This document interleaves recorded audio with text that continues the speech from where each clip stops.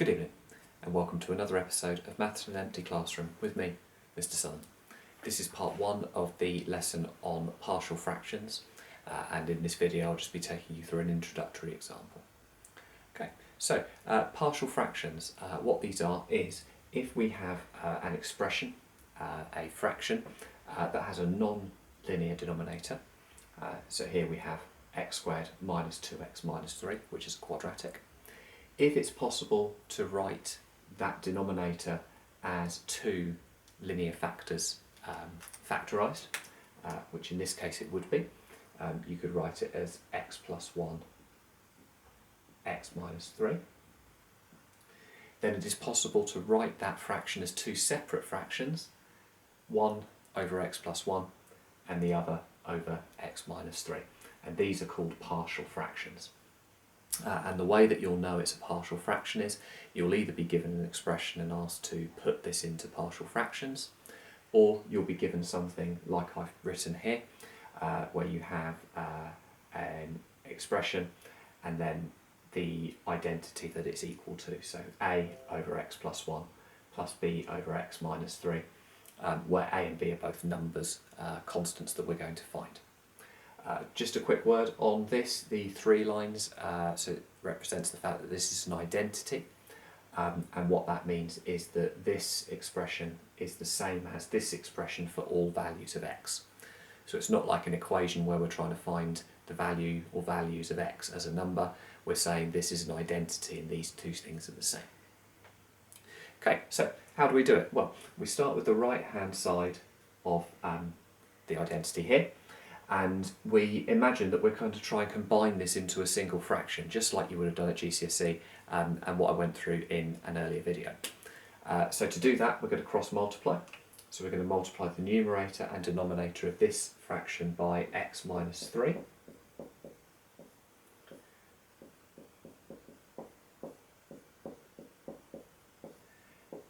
And we're going to multiply the numerator and denominator of this fraction by x plus 1.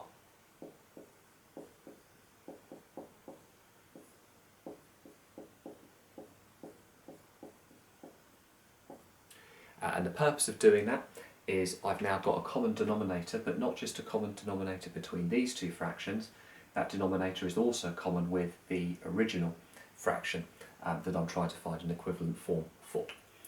So what I now know is that 5x minus 7 over x plus 1 times by x minus 3 is the same as a times by x minus 3 plus b times by x plus 1. Now, a couple of things that I'm going to do here. I'm not going to expand these brackets out, but I'm going to use the fact that as they have a common denominator and we're adding, I could add the two numerators. So a lots of x minus 3 plus b lots of x plus 1. And when I add those two numerators, I'm going to get the same as this numerator on the left hand side. So I'm now writing that 5x minus 7 is the same as a times x minus 3 plus b times x plus 1. And I can do that because they're both over the same denominators, which means the numerators must also be equal. And the reason I haven't expanded the brackets out is that this gives me a nice form to work out the value of a and the value of b, which is the entire purpose of doing this. Okay, so the first thing I'm going to do is I'm going to let x equal 3. And you may be able to spot why I've done that. So if I substitute x equals 3 into both sides of this expression, I have 5 lots of 3 minus 7 equals a lots of 3 minus 3 times b lots of 3 plus 1. And you think, now I see why he's done that, because choosing x equals 3 means I'm going to get 0 here, which means I don't have any a term, and this is just going to allow me to find the value of b. So 5 times 3 is 15, take 7 is 8. I don't have any a term. 3 plus 1 is 4, so I have 4b.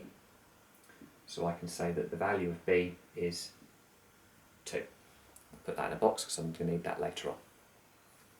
Have a quick think about the other x value that I'm going to use to work out the value of a. Hopefully you're thinking x is negative 1.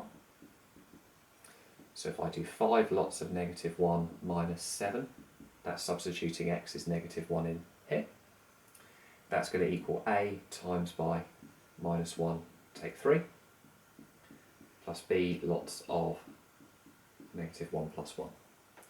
Now this time this bit's going to go to 0, so I have no b term. 5 times negative 1 is negative 5. Take away another 7 is negative 12. And I have a times by negative 1 take 3, which is negative 4. So dividing negative 12 by negative 4, I get that a is 3. Now, importantly, I'm not done. What I need to do now is to rewrite the original expression, and I need to substitute the value of a and the value of b into this side of it. And it's just really, really important at this stage that you take your time, you take care to make sure you put the correct number above the correct denominator, because you won't always find them in alphabetical order, and I haven't here, so it's very important a equals 3, 3 goes here, and you don't just get into autopilot and go, oh, it's 2, 3, so 2, 3, because it's not. So let's just finish off by writing this completed expression. I have shown that 5x minus 7 over x plus 1, x minus 3 is the same as 3 over x plus 1, that's replacing that a with 3, plus 2 over x minus 3, and that's replacing that b with 2. So this is equivalent to this. What's the point of doing it? Well, this form is easier to integrate than this form. You'll learn how to do that later on in the course. And what you can also do with this form is that you can do a binomial expansion from this form easily as well. So this form has more uses than this form for what we go on to do in subsequent topics. I'll see you in the next video.